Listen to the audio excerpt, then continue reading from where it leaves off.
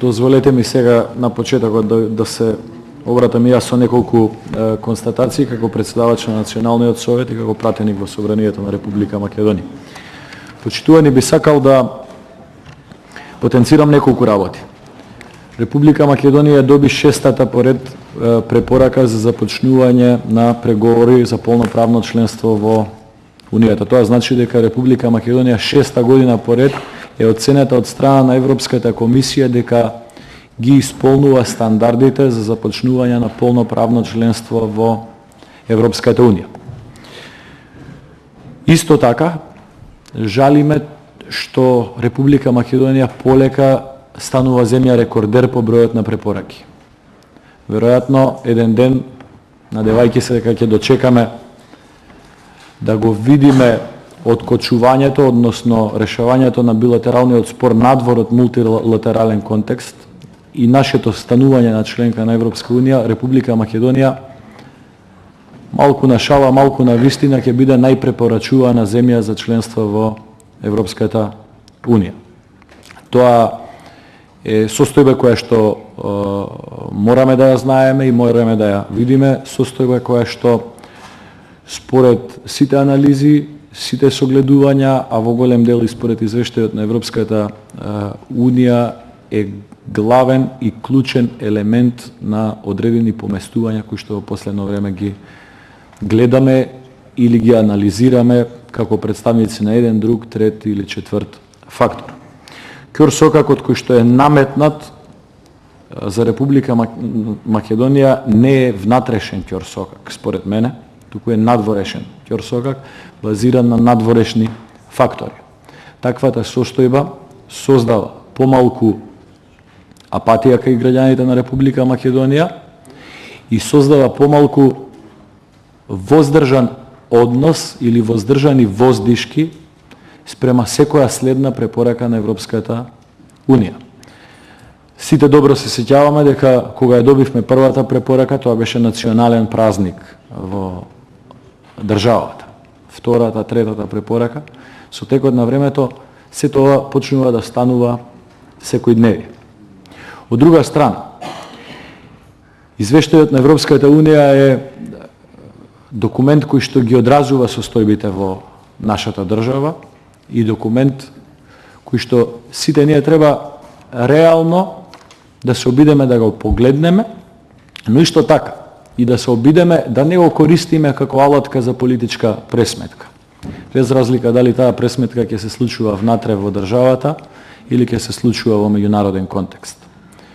Извештајот на Европската Унија може да постигне ефект единствено ако биде алатка по која што сите субјекти, пред се домашните, Собранието на Република Македонија, владата на Република Македонија, претседателот на Република Македонија, надлежните државни институции во областа на правосудството и сите општествени чинители постапуваат врз база на приоритетите кои што ги гледаме во извештајот на Европската Унија.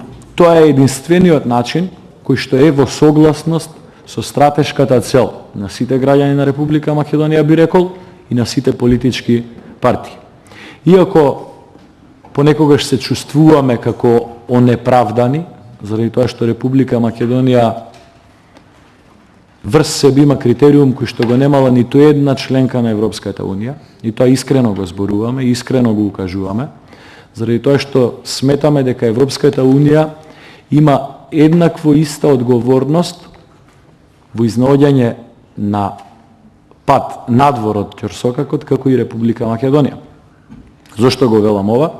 Заради тоа што билатерален спор, кој што правно на некој начин е регулиран и со меѓусебна спогодба, и со резолуции на Обединетите нации, но и со пресуда на Меѓународниот суд на правдата од Хаг, се уште Унијата дозволува тој билатерален спор да биде ставен во мултилатерален контекст и да создава една клима на недоверба и една клима на недоволна на извршување на обврските кои што ги има, би ги имала или треба да ги има Република Македонија. Затоа одговорноста е споделена.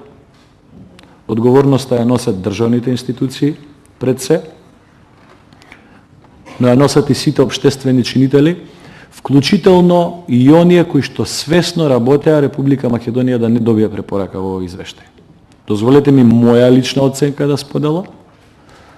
Не наметнувам став на никого, нити наметнувам став на телото со кое што раковода, но во Република Македонија има општествени чинители кои што и се надеваа и работеа Република Македонија да не добие препорака во овој извештај. Сметам дека треба да се надминат таквите состојби во еден добар диалог. Мислам дека во оваа сала има доволен број на луѓе кои што знаат дека во последните неколку месеци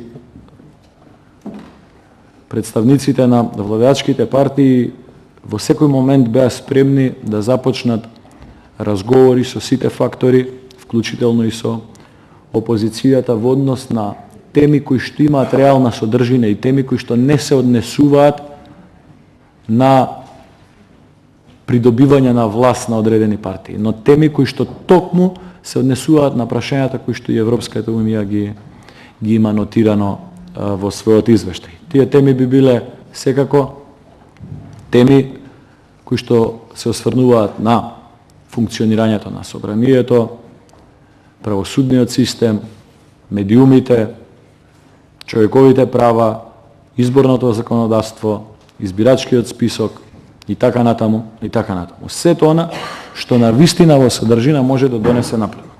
Би сакал да искористам оваа прилика да потенцирам дека ние сме спремни во секој момент да разговараме, да бараме решенија и да пронајдеме партнери со кои што заедно ќе можеме да ги спроведуваме овие решенија. Впрочем, тоа е и обврска на сите политички партии, потписници на меморандумот помеѓу политичките партии во Собранието на Република Македонија на 16.9.2013 година, со која што сите политички партии се обврза дека со ниту една своја активност нема да нарушуваат или да попречуваат во остварување на европските приоритети, усогласување на европското законодавство и спроведување на реформите во Република Македонија.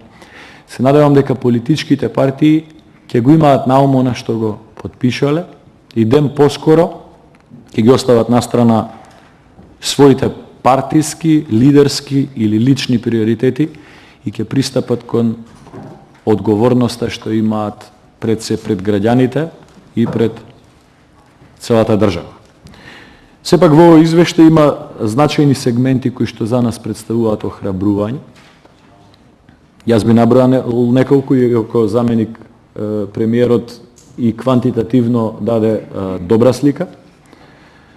Оценето е дека Македонија во доволна мера ги исполнува политичките критериуми, има подобрување во судскиот систем, јавната администрација, нивото на усогласеност на законите е напредно мерено во смисла на фазата каде се наоѓаме како држава, што е признание за собранието на Република Македонија и во овој мандатен состав, но и во претходните мандатни состави.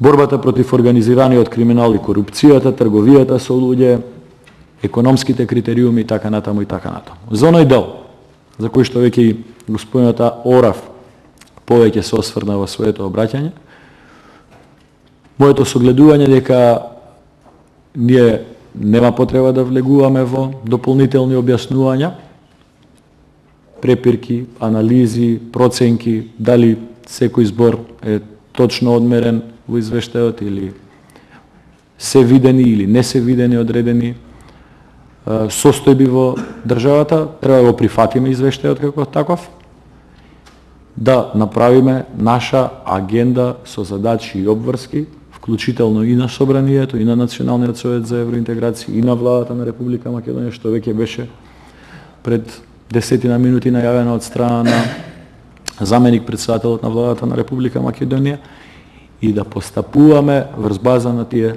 приоритети. Секако овој извештај, господин амбасадор, ќе биде еден од клучните документи по кои што Република Македонија ќе ги утврдува своите приоритети во следната година.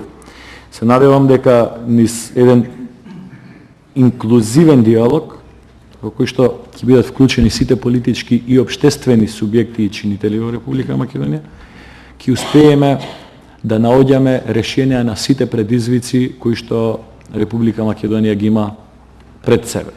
Знам дека сите стоиме на истата стратешка цел и се надевам дека таа стратешка цел ќе биде доволен силен мотив за сите субјекти да помогнат во остварување на нашите приоритети. Од друга страна, се надеваме дека и меко кажано меѓународниот фактор ќе се обиде да го најде своето место или својата улога во решавање на ќорсокакот со кој што Македонија е соочена во последните 6 години. Очигледно е дека злоупотребата на институциите на Европската унија од страна на една членка почнува да создава проблеми во многу поширок аспект. Затоа мислам дека одговорноста е обострана и заедничка.